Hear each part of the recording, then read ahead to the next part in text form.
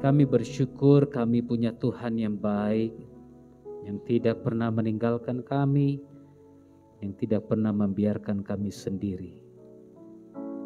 Kami percaya malam ini Engkau hadir di tengah-tengah kami, dan Engkau berkata dalam firman-Mu, di mana 2 atau 3 orang berkumpul dalam nama-Mu, di situ Engkau ada.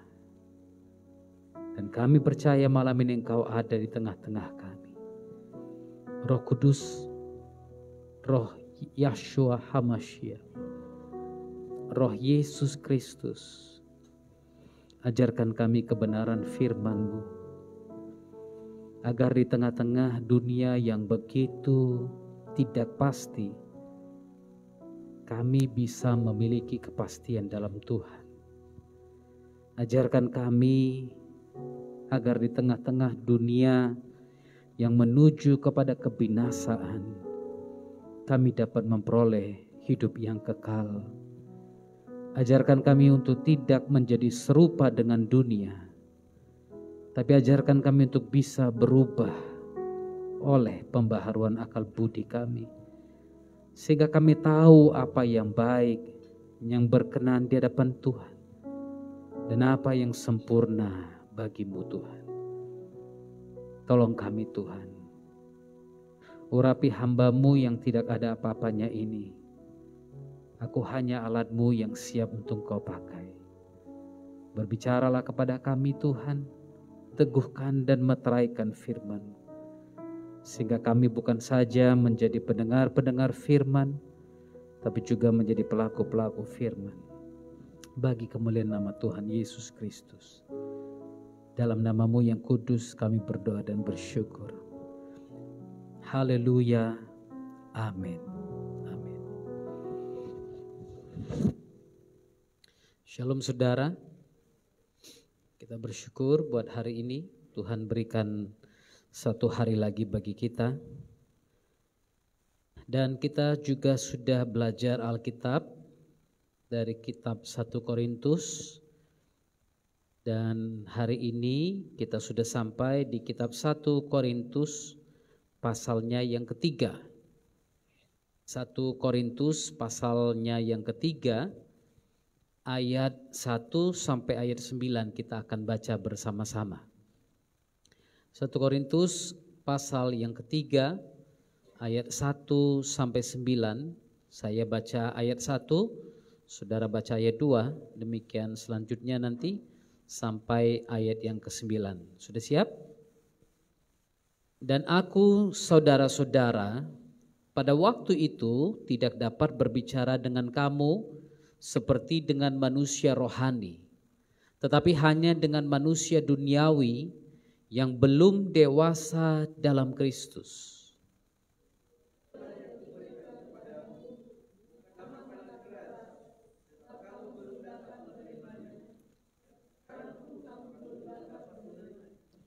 Karena kamu masih manusia duniawi, sebab jika di antara kamu ada iri hati dan perselisihan, bukankah hal itu menunjukkan bahwa kamu manusia duniawi dan bahwa kamu hidup secara manusiawi?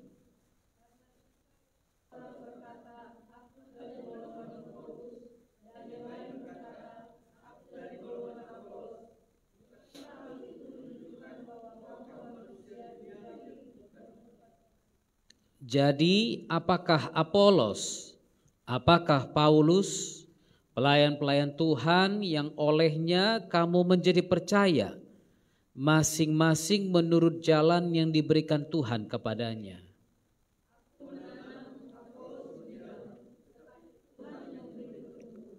Karena itu yang penting bukanlah yang menanam atau yang menyiram, melainkan Tuhan yang memberi pertumbuhan.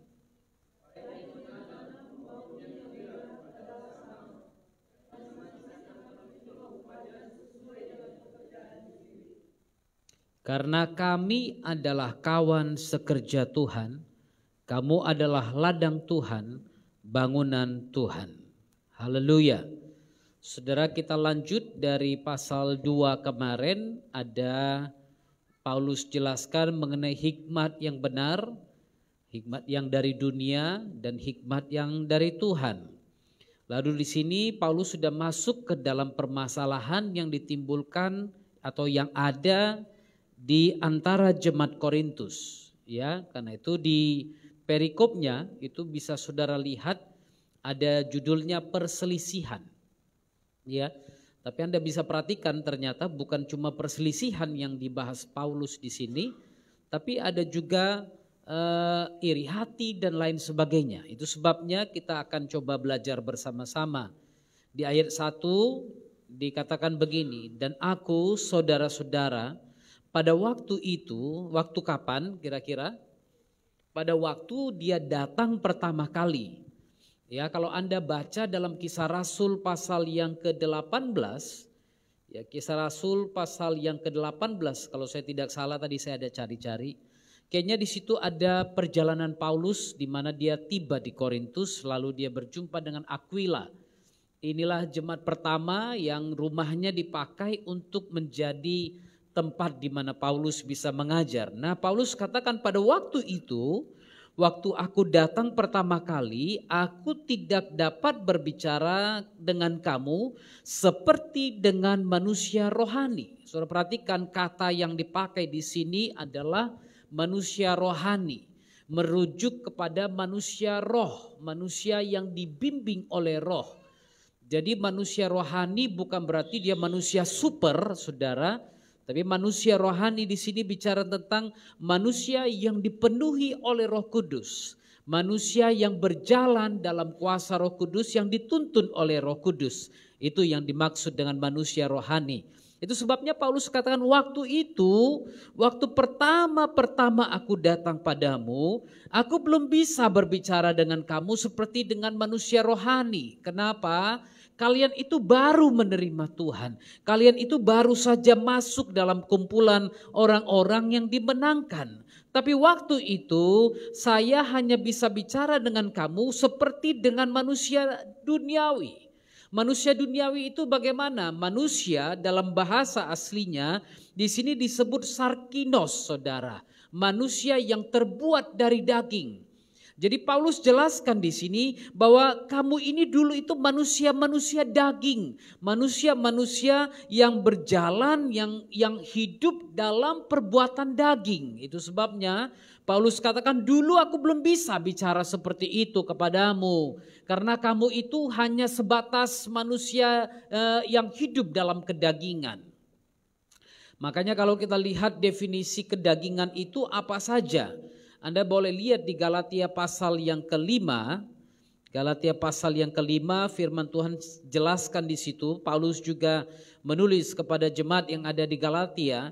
Dia sebutkan beberapa perbuatan daging. Ya, jadi Anda bisa lihat manusia duniawi bagaimana dengan manusia rohani. Manusia rohani adalah orang yang dipenuhi Roh Kudus, yang berjalan dalam kuasa Roh Kudus, dituntun oleh Roh Kudus. Nah, bedanya dengan manusia duniawi hidup dalam apa? Percabulan, kecemaran, hawa nafsu, penyembah berhala, sihir, perseteruan, perselisihan, iri hati. Ini dalam Galatia 5 ayat 19 sampai 20. Ada amarah dalam manusia daging, ada kepentingan diri sendiri, percideraan, roh pemecah, kedengkian, kemabukan, pesta pora, dan lain sebagainya. Jadi Paulus jelaskan kepada jemaat di Galatia definisi manusia yang hidup dalam kedagingan itu bagaimana. Manusia yang hidup dalam kedagingan itu dia senang melakukan semua perbuatan-perbuatan yang tadi saya sebutkan, saudara. Itu sebabnya Paulus katakan, waktu itu aku belum bisa bicara kepadamu seperti kepada manusia rohani, karena kamu belum dewasa dalam Kristus, belum lagi bertumbuh dalam Kristus. Itu sebabnya di ayat 2 dia lanjutkan, dia katakan, susulah yang kuberikan kepadamu, bukanlah makanan keras. Haleluya. Manusia belum dewasa, dia kadang-kadang mulainya dengan baik, tapi di tengah jalan dia akan berhenti lalu kemudian dia tidak lanjut. Ini manusia yang belum dewasa. Dia starts well, tapi dia tidak ends well, saudara. Ini manusia yang tidak dewasa.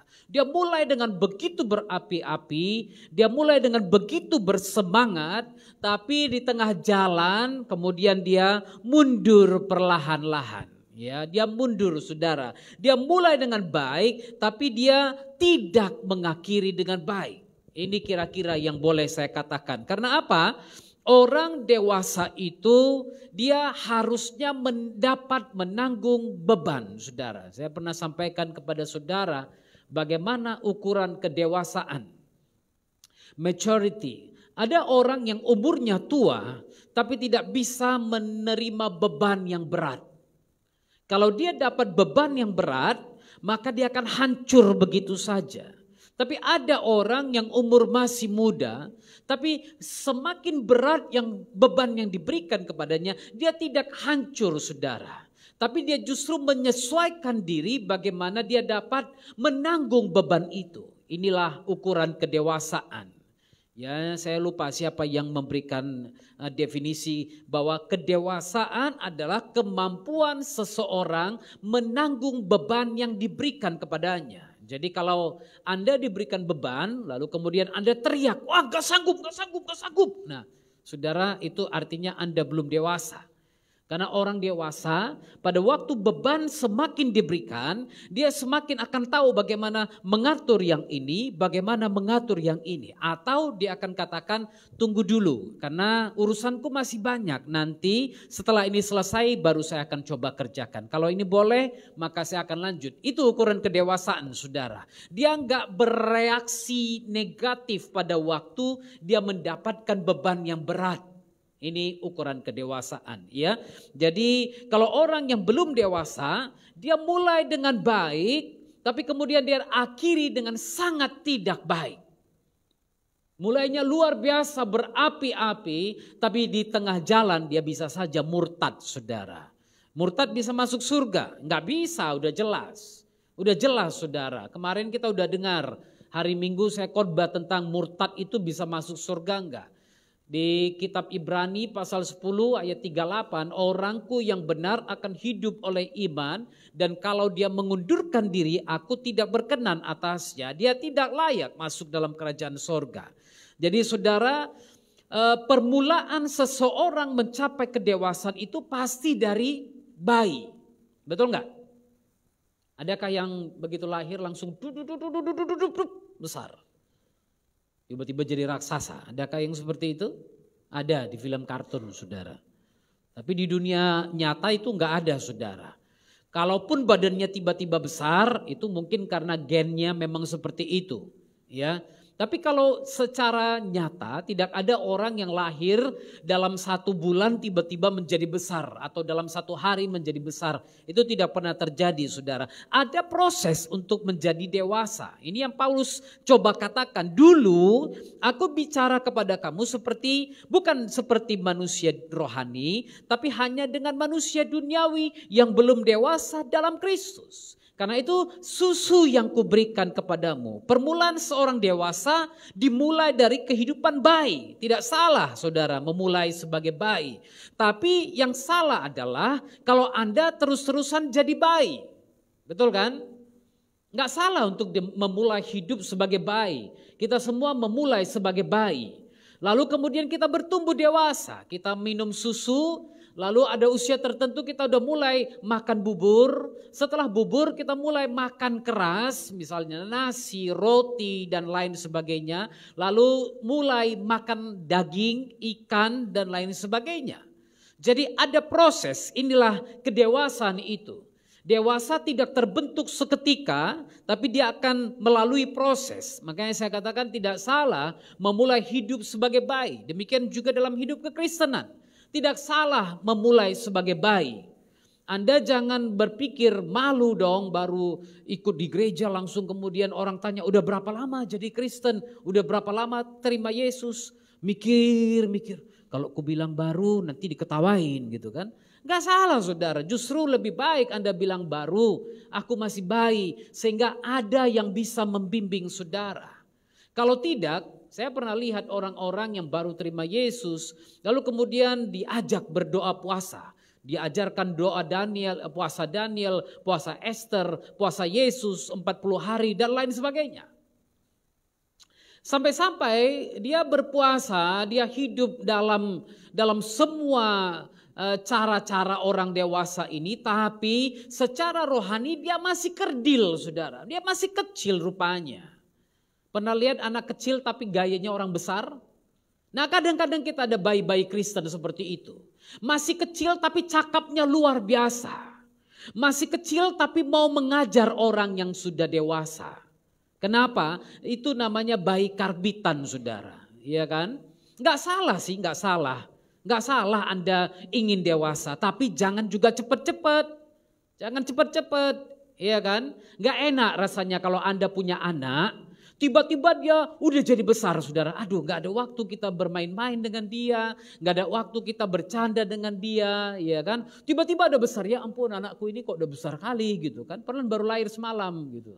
Saudara, ada baiknya orang tua juga melewati proses itu bersama-sama anak. Sehingga dia mengerti anaknya ini satu hari kelak. Oke, itu sebabnya saya bilang gak baik untuk menjadi bayi yang terlalu cepat dewasa. Ya kan, ada bayi-bayi anak-anak yang terlalu cepat dewasa. Yang pikirannya seperti orang dewasa, ini juga bahaya, saudara. Demikian juga dalam Kristus. Ada orang-orang baru mengenal Tuhan, belum mengerti bagaimana hidup dengan iman, tapi dia sudah mulai untuk coba berkhotbah kepada orang lain. Maaf, saya katakan saya bukan alergi dengan orang-orang yang baru terima Yesus lalu jadi hamba Tuhan. Tapi saya mau katakan ada prosesnya. Itu semua ada proses. Supaya apa? Supaya engkau mengalami kalau sakit bagaimana engkau bisa datang kepada dia. Kalau engkau punya masalah ditolak kemudian disakiti orang, engkau tidak cepat-cepat menyerah. Engkau tahu bahwa ada prosesnya. Engkau pernah mengalami hal seperti itu juga. Orang-orang lain pernah alami hal seperti itu juga. Sehingga kalau engkau mengalami hal itu, engkau tidak sakit hati. Engkau tidak tawar hati dalam pelayanan. Haleluya. Haleluya. Itu sebabnya saya katakan dewasa itu adalah proses. Tidak salah mulai sebagai bayi, tapi jangan terus-terusan jadi bayi.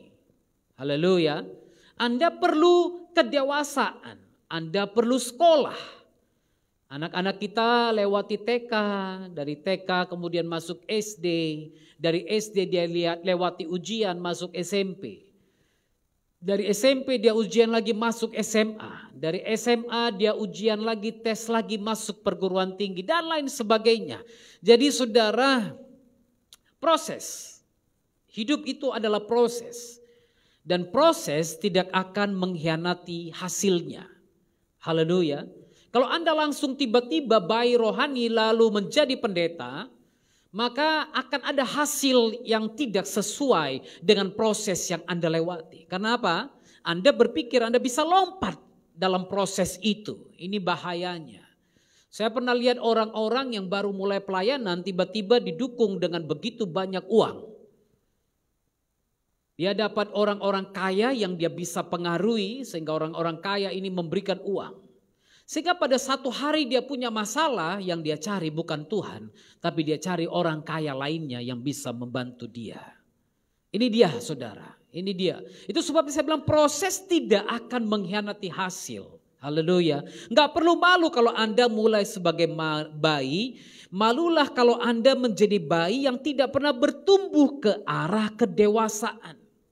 Ini yang harus kita rasakan malunya. Malu rasanya. Kalau aku terus bayi dan tidak dewasa. Orang tua juga pasti akan menyesal. Kok anakku ini gak dewasa-dewasa? Sampai besar aku yang kasih makan. Sampai besar aku yang cebokin. Ya kan? Sampai besar aku yang suapin gitu. Waduh, gak mungkin saudara. Pasti Anda akan menyesal kalau Anda orang tua yang punya anak sudah besar tapi masih diurusin semuanya. Anda pasti akan menyesal satu hari nanti. Apalagi kalau Anda mungkin menjelang dipanggil Tuhan dan anak Anda masih nunggu disuapin. Kalau gak disuap, gak mau aku makan, mama gak suap. Gak mau aku makan, bapak gak suap. Anda pasti sambil tidur mikir, kayak mana lah ya nak, nanti kalau mama gak ada siapa yang suapin kau? Nak, umur anak udah 35. Saudara, ini sebabnya saya bilang malu kalau Anda terus menjadi bayi. Haleluya, Anda harus bertumbuh ke arah kedewasaan. Itu sebabnya Paulus katakan dulu susu yang kuberikan padamu. Ini metafora, ini gambaran dari orang Kristen yang baru yang dicirikan sebagai anak. Anak-anak minum susu. Tapi kalau udah dewasa nggak minum susu lagi, saudara. Karena sudah ada penelitian ternyata susu itu nggak bagus dikonsumsi orang dewasa, nggak bagus.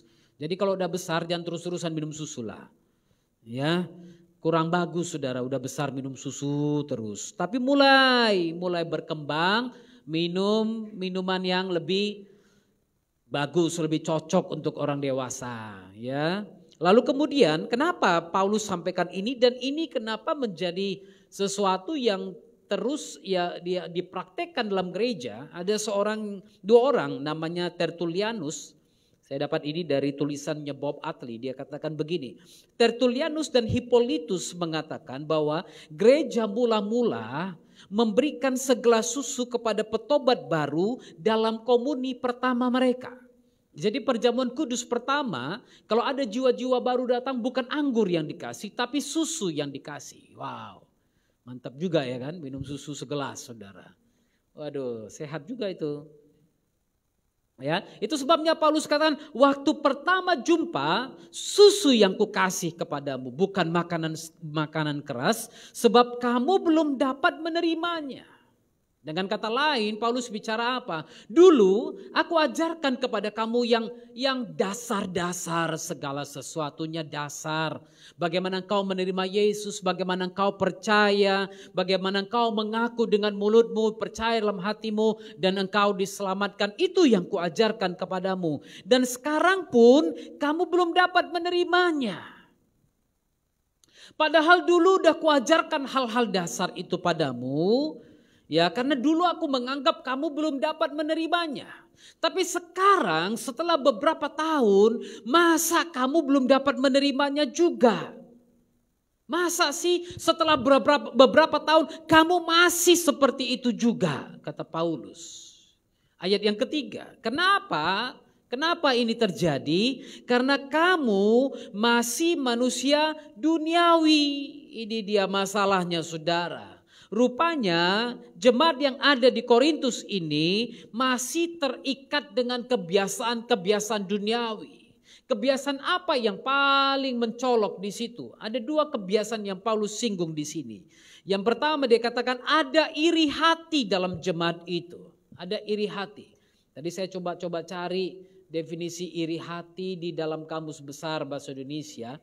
Nah ini kira-kira definisinya. Saudara Anda pasti tahu ya, tapi saya mau menjelaskan aja kepada saudara. Definisinya saya tunjukkan sebentar. Ini dia. Oke. Iri hati itu dalam Kamus Besar merasa kurang senang melihat kelebihan orang lain. Ini definisi iri hati. Jadi bukan cemburu saja dan arti kata cemburu itu kira-kira karena apa dia bisa cemburu, kenapa dia iri hati, dia kurang senang lihat kelebihan orang lain. Nah kasusnya yang ada dalam jemaat Korintus, mereka melihat satu dengan yang lain. Oh yang satu bahasa roh, yang satu begini, yang satu begitu, bernubuat.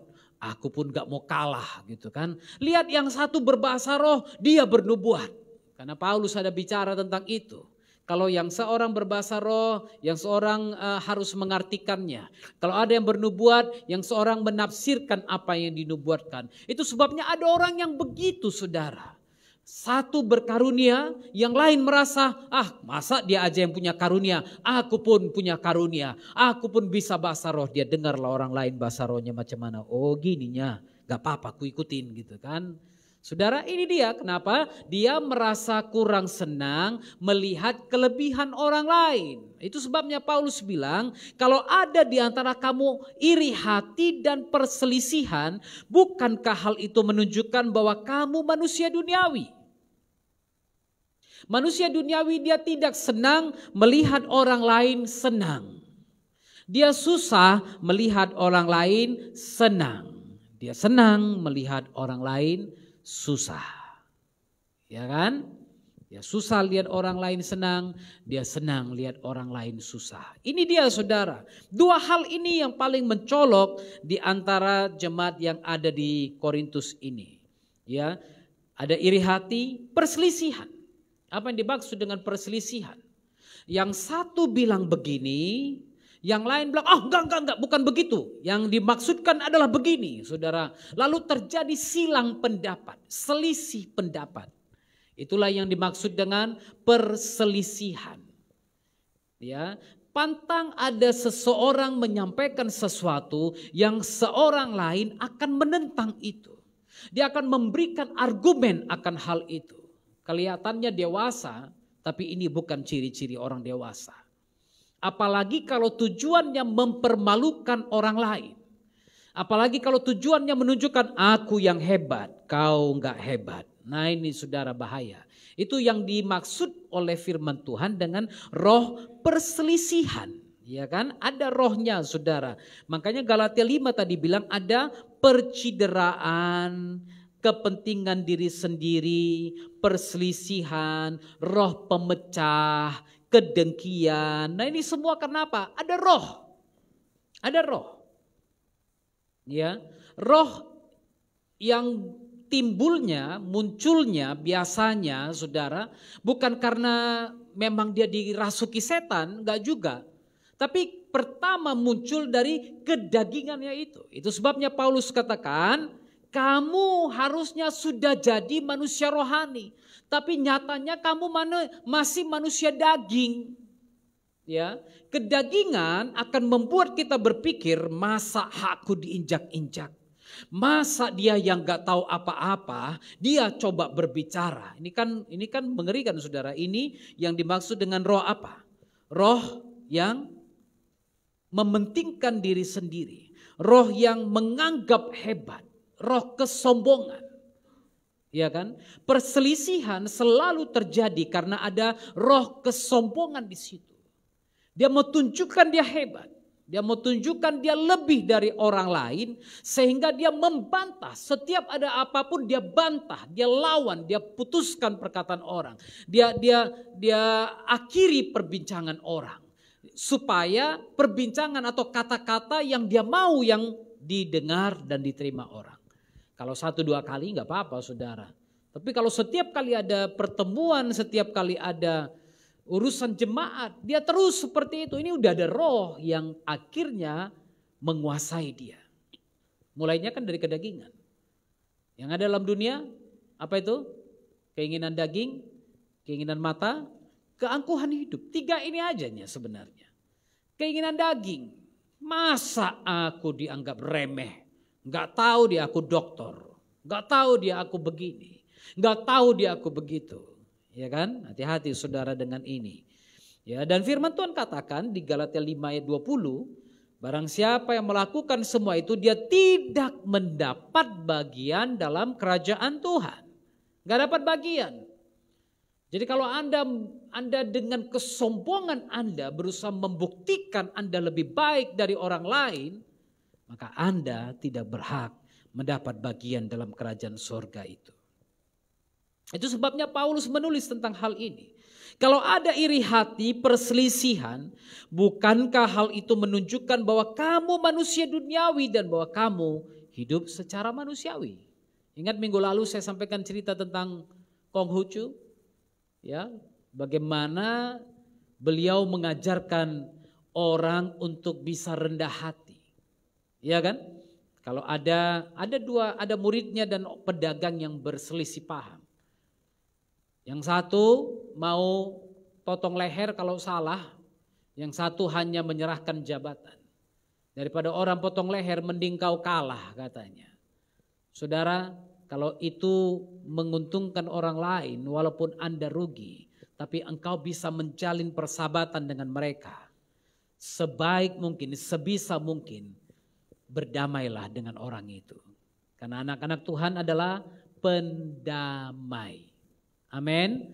Karena itu saudara, ini dia. Kalau ada iri hati, perselisihan, Dan kalau ada kesombongan masih muncul keluar dari antara kita, itu menunjukkan kamu manusia duniawi dan kamu masih hidup secara manusiawi, belum secara manusia rohani. Haleluya, belum saudara.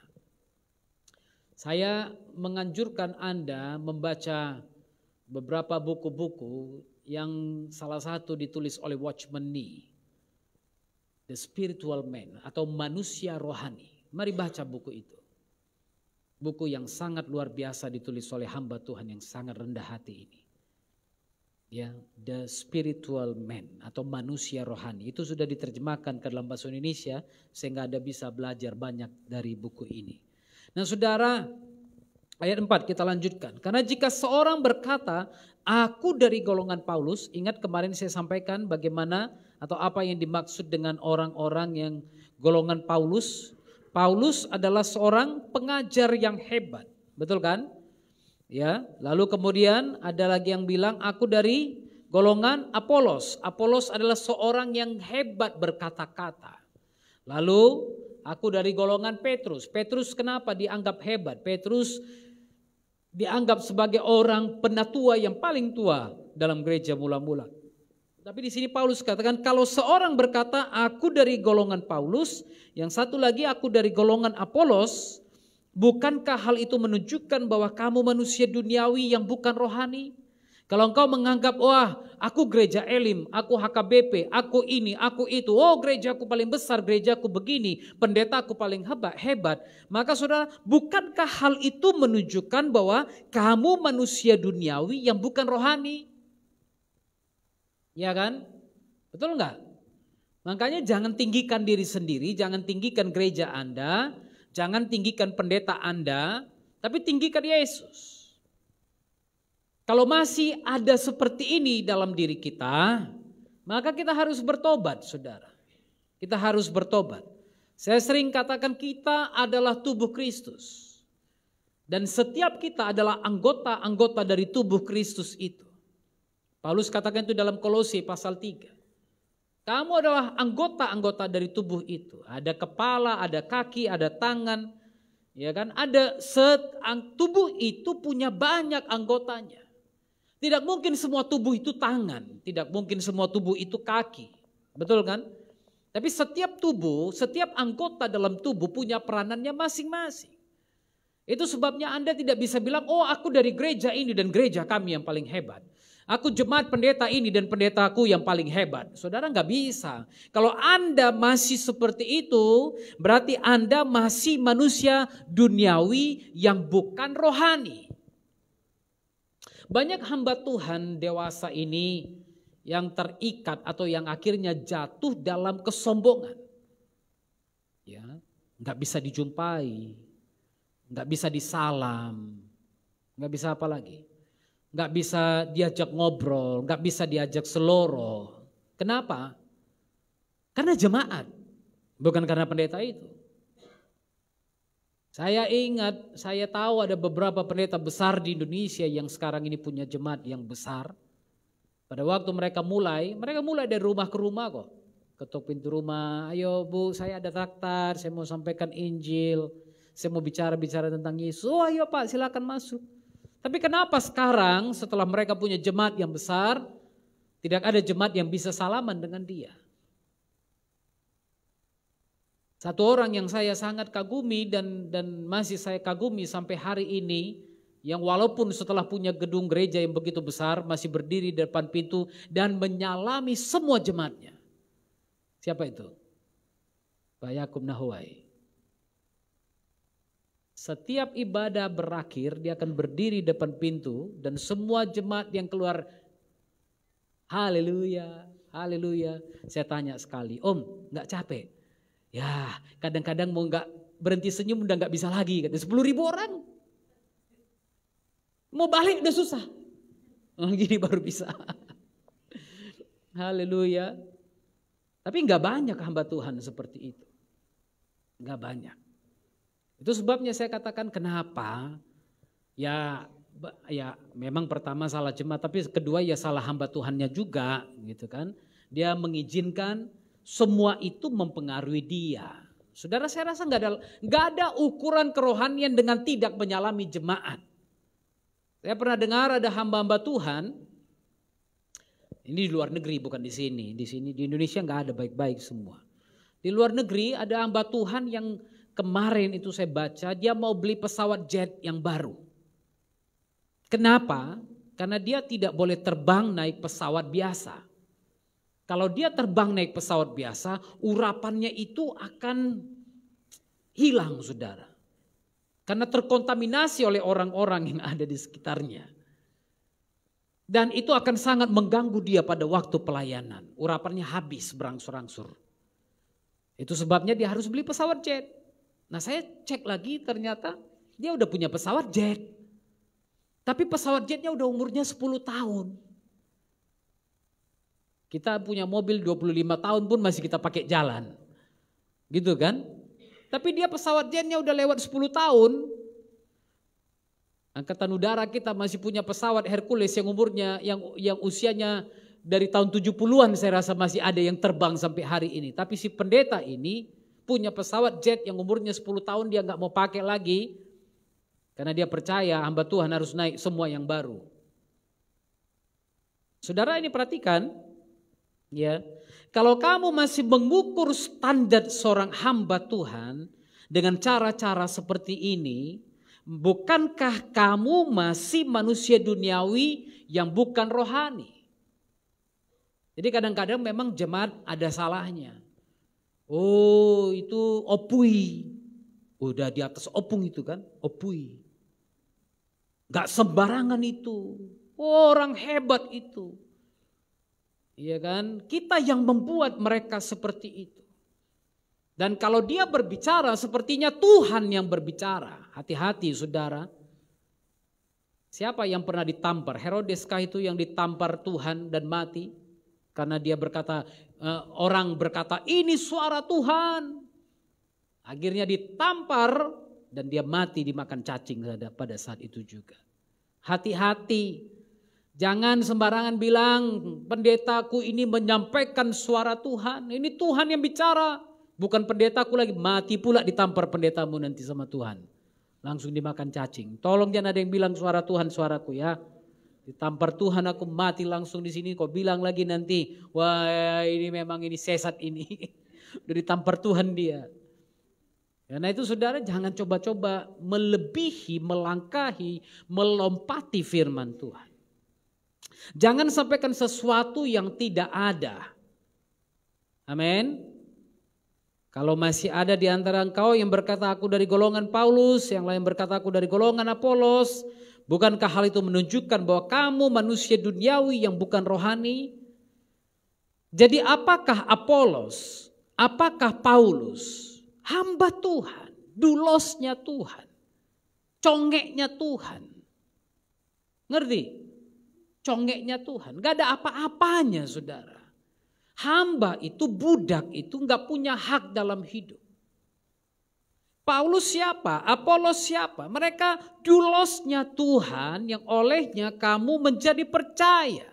Budak-budaknya Tuhan, budak yang harus bisa melakukan apa saja yang disuruh Tuhannya. Budak zaman dulu disuruh lompat dari jurang, dia harus lompat. Karena hidupnya bukan milik dia lagi. Ya kan, makanya kita ada lagu lama bilang hidupku bukannya aku lagi, tapi Yesus dalamku. Hidupku bukannya aku lagi, tapi Yesus dalamku. Jadi hidup seorang pelayan Tuhan, hamba Tuhan bukan lagi dirinya sendiri. Tapi hidupnya adalah milik Tuhan. Karena dia adalah seorang pelayan Tuhan, budaknya Tuhan. Haleluya. Karena itu siapalah kami ini? Pelayan-pelayan Tuhan yang olehnya kamu menjadi percaya. Nothing so special about us. Tidak ada yang begitu berarti tentang seorang hamba Tuhan sebenarnya. Sehebat-hebatnya hamba Tuhan, dia tetap pelayan Tuhan. Dia tetap budaknya Tuhan. Dia tetap harus melakukan apa yang Tuhan mau dia lakukan. Haleluya. Itu sebabnya kalau ada hamba Tuhan yang tiba-tiba bilang kita nggak akan ibadah lagi mulai hari ini karena nanti kalau kita ibadah kita mati. Ya saudara, sebenarnya tanya Tuhan dulu lah, tanya Tuhan dulu. Benarkah itu yang Tuhan mau? Benarkah itu yang Tuhan mau? Haleluya. Karena seorang hamba Tuhan harus dengar dari Tuhannya. Apa yang Tuhan mau.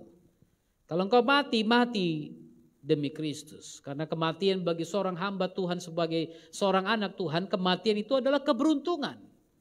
Dia mengakhiri semua jeripayanya dalam dunia ini. Dia mengakhiri semua hal-hal yang berat yang harus dihadapinya dalam dunia ini. Itu sebabnya firman Tuhan, berbahagialah orang-orang yang mati dalam Tuhan pada masa-masa ini. Pada masa apa? Pada masa-masa dia melayani Tuhan. Berbahagia karena apa? Dia mengakhiri semua jeripayahnya dalam dunia. Haleluya. Itu sebabnya diingatkan, pelayan-pelayan Tuhan, kami adalah pelayan-pelayan Tuhan yang oleh kami kamu menjadi percaya. Masing-masing menurut jalan yang diberikan Tuhan kepadanya. Kalau Paulus dengan cara mungkin hadir bersama-sama, Apolos mungkin dengan cara KKR karena dia pandai berkata-kata. Ya. Petrus mungkin dengan cara apa? Duduk di sinode, dia mengatur bagaimana pembagian kerja, pembagian tugas. Masing-masing punya caranya yang Tuhan berikan kepadanya. Jadi kalau ada pendeta saudara yang tugasnya lebih banyak di kantor, jangan mengeluh. Memanglah pendetaku ini sok bos besar, di kantor aja kerjanya. Pendeta-pendeta lain keliling, jumpai jemaat, beda-beda. Amin Pak Budi. Beda. Haleluya. Beda, panggilan tiap orang itu berbeda-beda. Haleluya. Karena itu jangan menghakimi hambanya Tuhan. Haleluya. Jangan mengukur seorang hamba Tuhan dengan ukuran Anda. Paulus punya cara yang berbeda, Apolos punya cara yang berbeda, Octavianus punya cara pelayanan yang berbeda. Anda nggak bisa paksa saya untuk menjadi seperti orang lain. Kalau pendeta yang lain tiap hari ke rumah jemaat. Pak Oktav ini payah kali datang ke rumah jemaat. Bukan payah. Bukan payah. Saya mau datang juga mikir, nanti datang kita merepotkan gitu kan. Tapi kalau ada orang lain kan, masuk aja gitu kan. Kalau saya belum bisa seperti itu. Karena masing-masing menurut jalan yang diberikan Tuhan kepadanya. Haleluya. Tapi saya bersyukur ada beberapa orang di sini yang bisa, saya bilang, Pak ke sana ya Pak. Tolong Pak ya, Bapak wakili saya. Oh ya, langsung pergi saudara. Karena apa? Memang itu jalan yang diberikan Tuhan padanya. Amin. Karena itu jangan mengukur pelayanan orang dengan cara pandang Anda, dengan kacamata Anda. Itu salah. Haleluya. Aku menanam, Apolos menyiram, tetapi Tuhan yang memberi pertumbuhan. Amin. Karena itu yang penting bukan yang nanam atau yang nyiram, melainkan Tuhan yang memberi pertumbuhan. Perhatikan ini saudara, siapapun bisa menanam dan menyiram benih. Tetapi jikalau benih yang ditanam atau disiram itu tidak bertumbuh, maka baik yang menanam maupun yang menyiram tidak akan merasakan faedahnya. Betul enggak? Untuk apa ribut-ribut? Oh aku yang tanam itu, aku yang tabur itu. Aku yang pertama bimbing dia kepada Tuhan. Sekarang dia enggak jadi jemaatku. Untuk apa ribut? Karena kalau Tuhan tidak berikan pertumbuhan, maka baik yang menanam maupun yang menyiram tidak akan beruntung. Tapi kalau dia bertumbuh, maka yang beruntung adalah kerajaan surga. Amin. Bukan siapa yang nanam, bukan siapa yang menyiram. Ini masalah kita kadang-kadang. Ya, dalam gereja kadang-kadang ada hamba Tuhan ngotot. Aku yang nanam, aku yang nabur, aku yang nyiram. Kok dia yang panen? Nah gak apa-apa saudara. Dalam pelayanan itu seperti itu. Makanya Paulus bilang ada yang nanam, ada yang nyiram. Kalau ada yang manen, puji Tuhan. Dari jauh lihat aja puji Tuhan. Apa yang kutanam bisa dipanen orang. Kan gak apa-apa. Ya kan? Banyak orang nanam sawit tapi yang panen orang lain. Iya kan? Saya banyak dengar itu toke-toke sawit yang besar-besar. Aduh Pak, susah. Harusnya dapat sawit berpuluh-puluh juta. Malam-malam sebelum panen udah dipanen orang lain. Karena rupanya dia punya cuma siang, orang lain punya. Ini punya kita, kalau udah malam punya kita ini katanya. Siang punya orang. Tapi lepas dari semua itu, ketahuilah Tuhan yang memberikan pertumbuhan. Amin. Yang nanam gak bisa beri pertumbuhan. Yang nyiram juga gak bisa beri pertumbuhan. Saya pernah beli beberapa pohon. Saya tanam di ladang. Yang paling saya ingin lihat pertumbuhan itu adalah 2 buah pohon durian. Yang satu saya beli pohon durian kane. Kane atau apa itu? Iya kan? Yang satu lagi saya beli musangking. Saya tanam di tanah yang sama, jaraknya enggak terlalu jauh saudara. Kami tanam, korek, buka plastiknya, kami taruh, lalu kemudian kami siram. Minggu depan kami datang, lihat masih segar, wah puji Tuhan. Kemudian hampir 1 bulan kami tidak datang. Pada waktu kami tidak datang dalam 1 bulan, yang satu mati, yang satu masih berdaun. Waduh, hancur hati saya. Karena yang satu kelihatannya nggak mungkin tumbuh lagi. Yang nanam, yang nyiram nggak nikmati hasil. Saya nanam, orang-orang ini yang nyiram. Billy, Syukur, Pak Budi, ini yang nyiram saudara. Ya kan? Tapi kami sama-sama nggak nikmati hasil. Saya ikut nanam, saya taruh, saya beli, kita taruh saudara. Kenapa? Kalau bukan Tuhan izinkan, dia nggak akan tumbuh. Amin. Kalau dia tumbuh, Anda bisa panen, kita bisa panen. Tapi kalau dia tidak tumbuh, dia tidak menghasilkan buah, baik yang tanam maupun yang siram, tidak akan menikmatinya. Tapi kalau dia tumbuh, yang tanam maupun yang siram akan menikmati hasilnya. Haleluya. Jadi bukan soal yang nanam, bukan soal yang menyiram, tapi soal Sang pemberi kehidupan itu. Haleluya. Haleluya. Karena itu saya selalu bicara dengan pohon-pohon saya. Berbuah kau ya. Berbuah kau ya. Kalau kau berbuah, pelayananku pun akan berbuah. Berbuah kau, berbuah. Sambil jalan berdoa aku. Berbuah. Kau kok gak ada buahmu. Berbuah kau dalam nama Yesus. Berbuah kau. Haleluya. Saudara sampaikan saja. Amin. Itu juga yang kami lakukan dalam doa tiap malam kepada jemaat. Saya selalu katakan dalam doa kami, Tuhan biarkan jemaat GKMRC ini bertumbuh, berbuah dalam Tuhan. Bertumbuh Tuhan. Sehingga mereka menjadi bukan lagi bayi-bayi rohani, tapi menjadi orang Kristen yang dewasa rohani. Yang mengerti apa yang Tuhan mau. Sehingga kalau hidupnya dewasa, dia akan siap menghasilkan buah. Haleluya. Anda pernah lihat anak-anak menghasilkan anak bayi? Bisa. Tapi belum waktunya. Zaman-zaman dulu ada pernikahan anak-anak usia 14-15. Lalu punya anak, hamil punya anak. Tapi belum tentu dia bertanggung jawab kepada anaknya. Kenapa? Karena dia belum dewasa. Yang sebenarnya siap untuk melahirkan, mempunyai anak adalah orang yang sudah dewasa. Itu sebabnya pemerintah memberikan takaran umurnya 22 tahun ke atas. Mudah-mudahanlah ini sudah dewasa. Ya kan? Tapi kadang-kadang ini pun gak dewasa saudara. Dia punya anak tapi pikiran juga masih seperti anak-anak.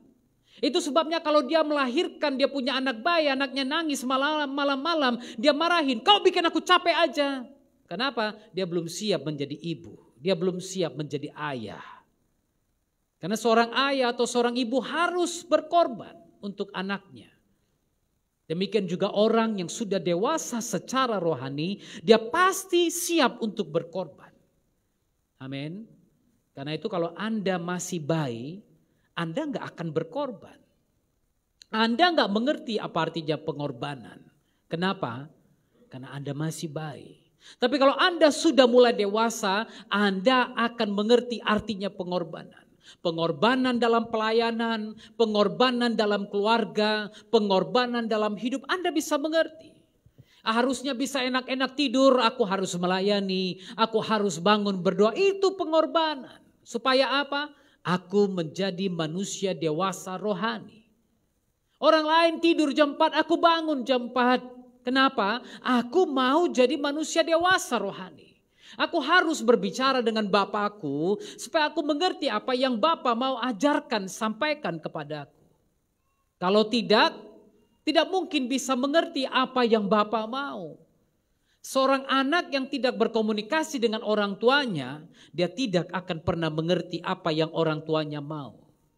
Itu sebabnya kalau Anda masih anak-anak, masih mungkin belum terlalu tua, sempatkanlah untuk tanya orang tuamu, Bapak pengen aku bagaimana, Mama pengen aku bagaimana. Supaya Anda mengerti bagaimana kira-kira yang diinginkan orang tua Anda.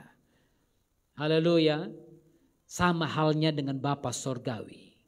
Kalau Anda mengerti, Anda berkomunikasi dengan Bapa, maka Anda tahu Bapa hatinya itu bagaimana.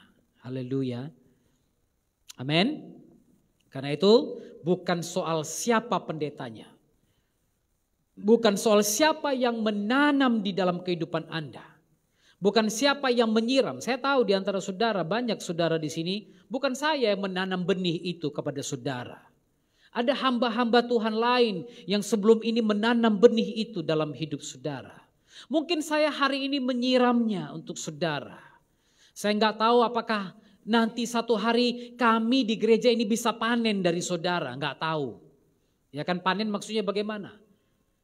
Kalau dulu Anda belum diberkati, sewaktu Anda datang di sini Anda mengerti bagaimana memberikan perpuluhan, memberikan persembahan sulung, memberikan persembahan-persembahan khusus. Dan Anda melihat berkat Tuhan. Yang panen siapa? Yang nanam, yang nyiram, itu pasti akan panen. Karena itu kalau Anda diberkati Tuhan satu hari nanti, ingat siapa yang nanam dalam hidupmu dulu.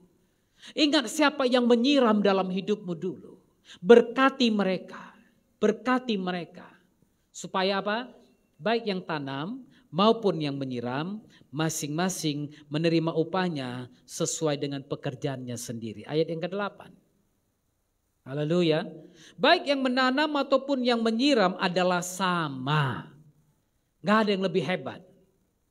Amin. Gak ada pendeta yang Anda kunjungi itu lebih hebat dari pendeta lainnya. Oh, pendeta yang pertama itu Pak gak pandai khotbah. Kalau dia khotbah ngantuk aku, iya, tapi ada sesuatu yang baik yang kau dapat dari dia. Mungkin ada disiplin rohani yang diajarkan pendetamu dulu padamu. Amin. Mungkin ada apa lagi? Mungkin ya pendetaku ini Pak nggak ngerti lah aku dulu macam mana. Pokoknya yang penting kalau nggak datang gereja marah-marah dia. Ya paling nggak dia ngajarkan engkau kok datang ke gereja. Haleluya. Jadi jangan persoalkan yang menanam itu siapa. Karena baik yang menanam maupun yang menyiram itu sama. Mau Paulus, mau Apolos dia sama. Coba ingat-ingat siapa orang yang pernah menanam kekristenan dalam hidup Anda. Siapa hamba-hamba Tuhan yang berjasa dalam hidup saudara. Jangan lupakan dia. Doakan dia hari ini. Kalau boleh telepon dia satu hari. Katakan Pak terima kasih ya. Karena Bapak aku sekarang di STT. Karena Bapak sekarang aku mengerti firman. Karena Bapak aku sekarang begini. Haleluya. Lalu mungkin ada orang yang menyiram kepada saudara. Menyiram imanmu. Supaya imanmu itu bertumbuh. Telepon dia. Katakan Pak terima kasih ya. Karena Bapak aku lebih mengerti firman Tuhan sekarang ini. Haleluya. Karena baik yang menanam maupun menyiram itu sama. Dan masing-masing akan menerima upahnya sesuai dengan pekerjaannya sendiri. Dia akan menerima upahnya. Kalau Anda memberkati dia puji Tuhan, Anda enggak berkati pun enggak masalah. Karena upahnya itu nanti akan diterimanya. Haleluya. Itu sebabnya firman Tuhan kepada Yohanes, katakanlah berbagailah orang-orang yang mati dalam Tuhan saat ini. Karena mereka akan menerima upah mereka. Haleluya. Karena apa? Karena kami adalah kawan sekerja Tuhan. Baik Apolos maupun Paulus, Petrus dan yang lain-lain adalah kawan sekerja Tuhan. Saudara jemaat Tuhan adalah ladangnya Tuhan, bangunannya Tuhan. Anda dibangun rapi menjadi satu tubuh dalam Kristus. Tugas kami mempersiapkan itu. Tugas kami merawat ladang itu. Tapi pertumbuhan dan bangunan itu bertambah tinggi sesuai dengan yang Tuhan mau. Itu sebabnya tidak ada satu orang hamba Tuhan pun yang lebih hebat. Dan tidak ada di antara kita siapapun yang lebih hebat dari yang lainnya. Hindari iri hati. Hindari perselisihan. Agar Tuhan bisa pakai hidup kita menjadi berkat bagi orang-orang lain. Haleluya. Mari kita bersatu dalam doa. Kami sudah belajar firman-Mu Tuhan. Dan hari ini kami tahu bahwa tidak seorang pun di antara hamba-hamba Tuhan. Mungkin ada di antara hamba-hamba Tuhan selama ini yang kami puja-puja. Tapi Engkau mengajarkan kami hari ini bahwa semua hamba Tuhan sama di hadapan-Mu. Karena mereka adalah pelayan-pelayan Tuhan. Hamba-hamba Tuhan. Tapi ajarkan kami menghargai mereka. Ajarkan kami menghormati setiap hamba Tuhan yang berjerih lelah. Yang berdoa untuk kami. Yang mengajar kami dalam kebenaran. Mungkin ada hamba Tuhan yang tidak menunjukkan contoh hidupnya dulu terhadap kami. Tapi kami tahu kami bisa belajar sesuatu yang baik dari dia. Sekalipun ada hal-hal yang muncul yang tidak baik di belakang hari.